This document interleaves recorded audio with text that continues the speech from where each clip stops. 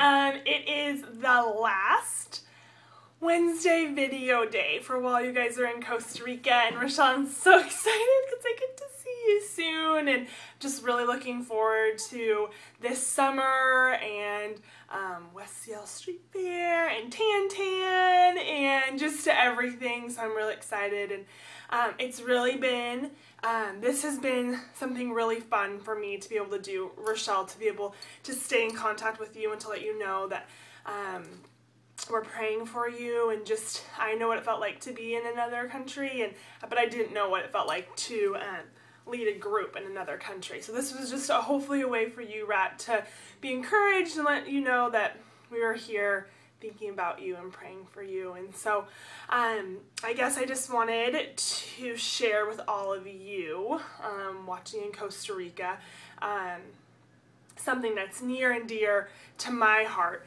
And I really thought, I think about this every time I watch this certain video that Rochelle has the link to that you'll watch in a second.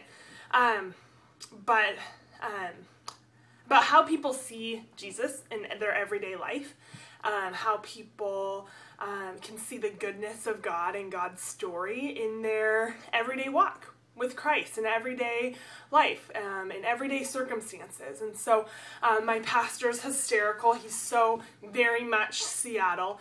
So he always talks about how he sees God in nature and through sunsets and in the mountains and, you know, his beauty there. And I have friends in Portland who say, you know, I see God in art. When I look at art, I can just see God's, you know, amazingness and beauty and all this stuff. And so it's just really cool. Megan, Rochelle and I's best friend Megan, she has a brand new baby, and she just sees Christ in babies. And so everyone has a different way of seeing Christ. And the way I see Christ is at a finish line of a race. I don't know if Rochelle's told you or not, but Rochelle and I run half marathons together, and I'm still trying to convince her to run a full marathon. I ran a full marathon last year. I've done many triathlons and whatnot, and they call it the Big Kahuna triathlon is called Ironman, and it's 2.4 mile swim, 112 mile bike, and then a marathon to finish. They say it's the hardest endurance race in the world to compete in. And so my mom was a triathlete, and she always said that she wanted to do Ironman. But my mom passed away before she could do that, and her friend, in honor of my mom, trained for Ironman and completed Ironman and gave my sister and I the medal. And the medal is the only kind of proof that you have that you did this.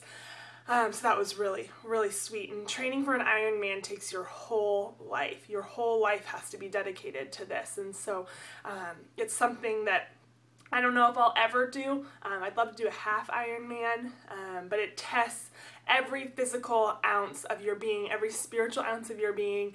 I've talked to people who have done it, and they just say it is, when you cross that finish line, it's an amazing, amazing feeling. So I see God when people cross finish lines at 5K races, at marathons, at Ironmans. I just see such a clear picture of Jesus, and the sacrifices that got people to the finish line is so reminds me of the sacrifices that will get all of us to the ultimate finish line. And so I'm going to have you pause me for a second. This is an interactive game, and watch the video link that I sent with Rochelle. It's just a 10-minute clip of a finish of an Ironman that was done on NBC. So pause me right now, and I'll be back. Okay, so I hope that you guys enjoyed that. I cry every single time I watch it, and I cry because, well, first I know what it feels like to push your body to extremes, but I also know that we will be running into heaven like that. I truly believe that we will be running hands held high with smiles on our faces because we have finally made the finish line. And people say that they only run, or they only compete in an Ironman because the man at the finish line, when you cross the finish line, he says your name, and then you are an Iron Man. So it's Shelby Lanting, you are an Iron Man. And people strive to hear that. They want to hear that they're an Iron Man. You'll talk to anyone who's competed in an Ironman. That's really the only reason they compete in it, is to hear, you are an Ironman.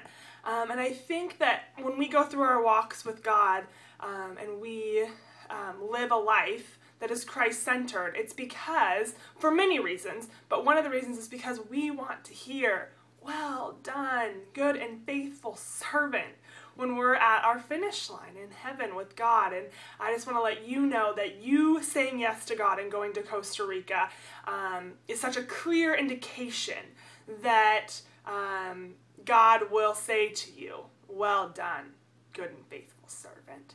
So I just want to let you know that we have prayed for you through this trip. I know you have a couple more days left. We're excited for you. We're continuing to pray for you. Remember, you're only in Costa Rica once. Or, guaranteed once at least. So live it up, share the gospel with as many people as you can. Jesus is so sweet. And I know that because I'm friends with Rochelle. I know that God is good and that God is sweet because he put Rochelle in my life. I know it. If that was the only blessing I would ever have, was to have Rochelle, I'd be a happy, happy woman. So, I love you, Rochelle. I'm so excited to see you. I love all of you, even though I've never met you. I love you, and well done, good and faithful servants. Have a good one.